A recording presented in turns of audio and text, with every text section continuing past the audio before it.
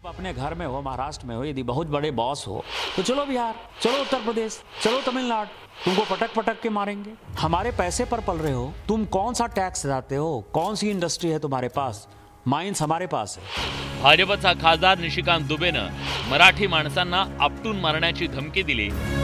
मराठी माणूस टॅक्स भरत नाही, आमच्या पैशांवर मराठी माणूस जगतो अशी अपमानजनक भाषा दुबेनं वापरली।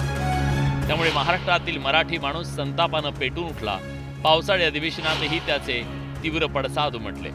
मराठी माणसाला असं म्हणतोय की तुझ्या राज्यामध्ये कुत्रा आहेस तू, की हे भारतीय जनता पक्षाचे लोकसभेचे सदस्य आहे।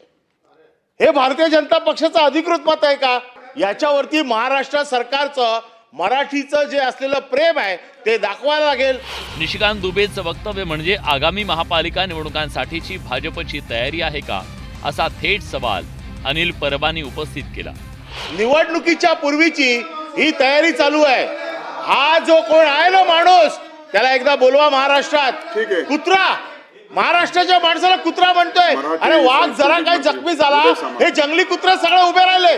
अनिल परब यांनी निशिकांत दुबेच्या वक्तव्यावरून सत्ताधाऱ्यांनी भूमिका स्पष्ट करण्याची मागणी केली। त्यावर निशिकांत दुबेच्या वक्तव्याशी सहमत नसल्याचं सत्ताधाऱ्यांनी निक्षून सांगितलं।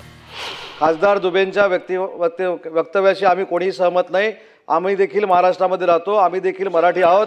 जसं त्यांना मराठी भाषेबद्दल अभिमान आहे, तसं आम्हाला देखील अभिमान आहे आणि म्हणून आमची भूमिका सरकार म्हणून आम्ही मांडलेली आहे। आम्ही कुठच्याही त्यांच्या वक्तव्याचं समर्थन केलेलं नाही, हे स्वतः काल आशिष शेलारनी विधानसभेमध्ये जाहीर केलेलं आहे। निशिकांत दुबे यांचं जर तुम्ही पूर्ण ऐकलं तर ते संघटनेच्या संदर्भात बोलले आहेत। ते मराठी माणसाला त्यांनी सरसकट त्या ठिकाणी म्हटलेलं नाही। तथापि माझं मत असं आहे की अशा प्रकारे बोलणं योग्य नाही आहे, कारण त्याचे जे अर्थ निघतात ते अर्थ हे लोकांच्या मनात संभ्रम तयार करतात।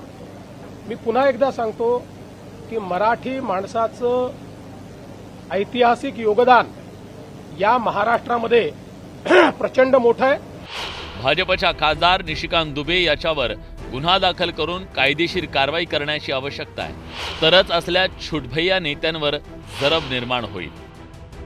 संतोष गोरे, न्यूज 18 लोकमत, मुंबई।